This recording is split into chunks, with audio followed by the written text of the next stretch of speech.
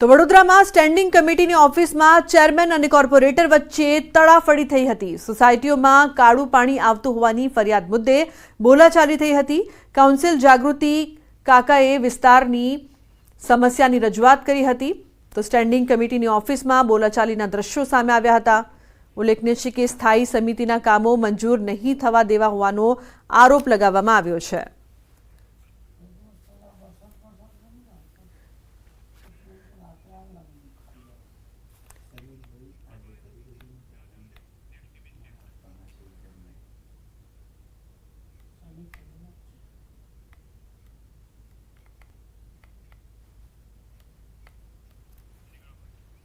તો પાણીની સમસ્યા મામલે રજૂઆત કરવા ગયા હતા તે સમયે આ દ્રશ્યો સામે આવ્યા। આગળ વાત કરીએ તો અનોખા અંદાજમાં ચા બનાવીને જાણીતા બનેલા સોશિયલ મીડિયા સ્ટાર ડોલી ચાયવાલાએ સુરતની મુલાકાત લીધી હતી। તો મોટી સંખ્યામાં લોકો પણ તેમને જોવા માટે પહોંચ્યા હતા। સાથે જ ડોલીએ કમિશનર કચેરીની પણ મુલાકાત લીધી હતી। કમિશનર કચેરીમાં પણ ડોલી ચાયવાલા 5 બાઉન્સરની સાથે પહોંચ્યો। આખરી ટ્રેનિંગ લીધેલા પોલીસકર્મીઓ વચ્ચે પણ ટ્રેનિંગ વગરના બાઉન્સર્સ જોવા મળ્યા હતા। તો સાથે જ ડ્રગ્સથી દૂર રહેવા માટે યુવાનોને અપીલ પણ કરી હતી। તો ડોલીના બાઉન્સર્સની સાથે ઘર્ષણની घटना પણ सामे આવી હતી। नमस्ते सूरत, मैं हूँ नागपुर का डॉली चाय वाला। आपके शहर में आया हूँ पहली बार सूरत में। सूरत शहर पुलिस आप ड्रग्स के खिलाफ बहुत अच्छा काम कर रहे हैं। आप सभी से रिक्वेस्ट है कि आप ड्रग्स वगैरह मत लीजिए और पुलिस को सहयोग कीजिए। ड्रग्स आपके और आपके परिवार के लिए हानिकारक है। से नो टू ड्रग्स। जय हिंद।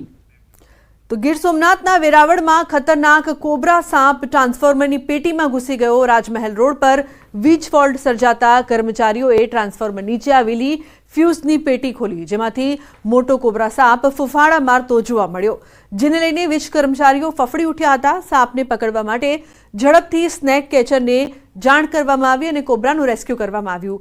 વીજ ટ્રાન્સફોર્મરમાં સાપ હોવાની જાણ થતાં લોકોના ટોળા ઉમટી પડ્યા હતા અને રોડ પર ટ્રાફિક જામ થઈ ગયો હતો। તો સાપ પકડમાં આવી જતા વીજ કર્મચારીઓ અને રાહદારીઓએ રાહતનો શ્વાસ લીધો હતો। તો સ્નેક કામ કરવા માટે આવેલ હતા, પેટી ખોલી તા કોબરા નાખજો, પછી પકડવાવાળાને બોલાવ્યા અમે ભાઈ હા પાવર બંધ કરો। આ ઝેરી સાપ છે, કોબરા જાતિનો સાપ છે અને બહુ આની અંદર ઝેર આવે એટલે આ જીવીવાળાનું કામ રોકાયેલું। પહેલાં તો આપણી બાઇક હોય ને તો સવારના નીકળો તો થોડુંક લીવર દઈને એને સ્ટાર્ટ કરવાની, જેથી કરીને બાઇકની અંદર હતી અને વધારે આ પ્રકારના સાપના કેસ બને। અને તમારા ઘરની આજુબાજુમાં ચોખ્ખાઈ રાખવાની, જેથી કરીને સાપ અંદર ન આવે। તો ન્યૂઝ 18 નેટવર્કની વન ટ્રી પહેલમાં આપણી સાથે જોડાયા છે ગુજરાતના મુખ્યમંત્રી ભૂપેન્દ્ર પટેલ। आज पूरा विश्व ग्लोबल वार्मिंग की चुनौती का सामना कर रहा है। न्यूज़ 18 नेटवर्क ने इस चुनौती से निपटने वन ट्री प्रोजेक्ट की सराहनीय पहल की है। हमारे लोकप्रिय प्रधानमंत्री श्री नरेंद्र भाई मोदी जी ने देशवासियों को अधिक से अधिक पेड़ लगाने प्रेरित किया है। हमें अपने पर्यावरण को बचाने के लिए पेड़ लगाना बहुत ही ज़रूरी है। आने वाली पीढ़ी को एक स्वच्छ और सुंदर वातावरण देना हम सबका दायित्व ही नहीं, जिम्मेदारी भी है। मैं सभी नागरिकों से अनुरोध करना चाहूँगा कि न्यूज़ 18 नेटवर्क से इस पहल को अभियान में बढ़ चढ़कर सहयोग करें। कम से कम एक पेड़ जरूर लगाएं।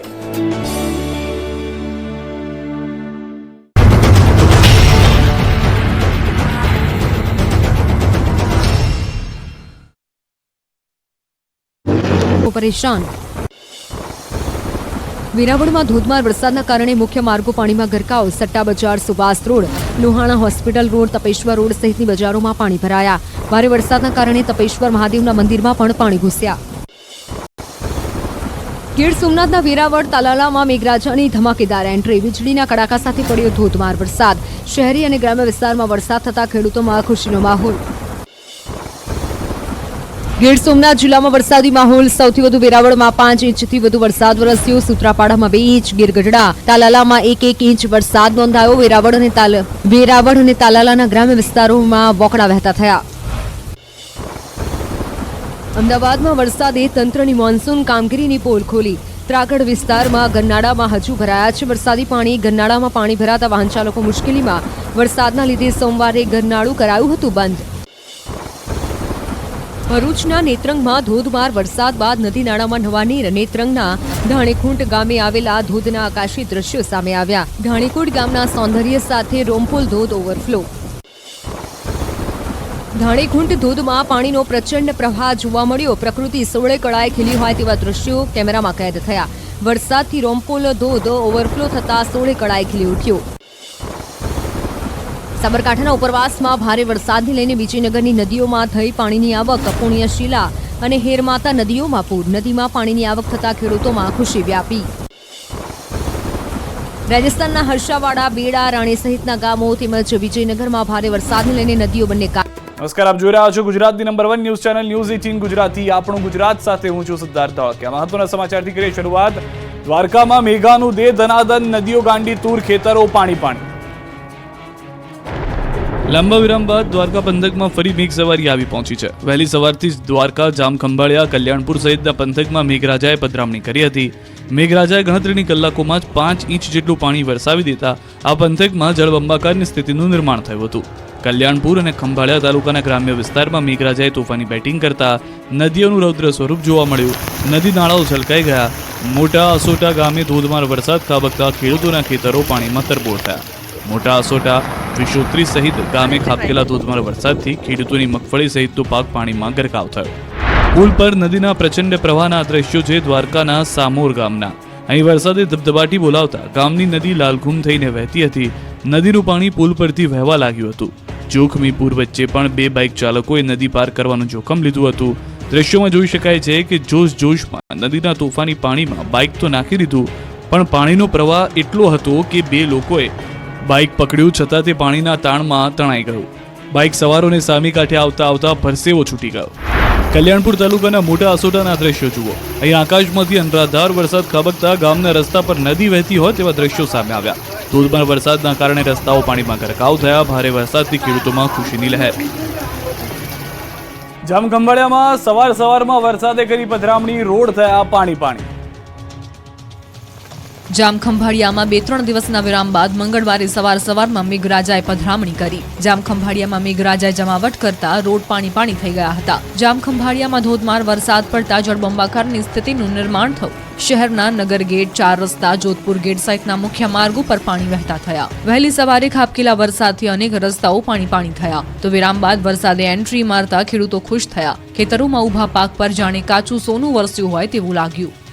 તો દ્વારકાના મોટા અસોટા ગામે પણ અનરાધાર વરસાદથી ખેતરો પાણી થયા. માત્ર 3 કલાકમાં 5.5 ઇંચ જેટલો વરસાદ ખાબકી જતા ગામની નદીઓ, ગામની શેરીઓ અને ખેતરો જળથી તરબોળ થઈ ગયા. દ્રશ્યોમાં જોઈ શકાય છે કે મેહુલિયાની ધબધબાટી બાદ ખેતરોમાંથી પાણીનો ધસમસતો પ્રવાહ વહી રહ્યો છે. જાણે કોઈ નદી વહેતી હોય તેવું લાગી રહ્યું છે. અન્ય ખેતરો પણ પાણી થયા. વેરાવળમાં 5 ઇંચ વરસાદ ખાબકતા બજારોમાં જળબંબાકારની સ્થિતિ સર્જાઈ ગઈ છે. રોડ પર નદી વહેતી હોય એવા દ્રશ્યો છે વેરાવળના. અહીં 2 કલાકમાં 5 ઇંચ વરસાદથી વેરાવળની બજારો નદી બની ગઈ. મેઘરાજાએ T20 ઇનિંગ રમતા વેરાવળના હાલ બેહાલ થઈ ગયા. વેરાવળની મુખ્ય બજારોમાં જાણે નદી વહેતી હોય તેવા દ્રશ્યો સામે આવ્યા. અનરાધાર વરસાદથી વેરાવળની મુખ્ય બજાર પાણીમાં ડૂબી ગઈ. પાણી ભરાતા વેપારીઓના જીવ તાળવે ચોંટી ગયા. ગીર સોમનાથમાં વેરાવળ શહેરના મુખ્ય માર્ગો પર પાણી ભરાતા વાહન ચાલકો પણ મુશ્કેલીમાં મુકાયા. શહેરમાં Satta Bazar, Subhash road, Luhana hospital road, Tapeshwar road સહિતની બજારોમાં ગોઠણડૂબ પાણી ભરાઈ ગયા. ભારે વરસાદને કારણે તપેશ્વર મહાદેવના મંદિરમાં પણ પાણી ઘૂસી ગયા.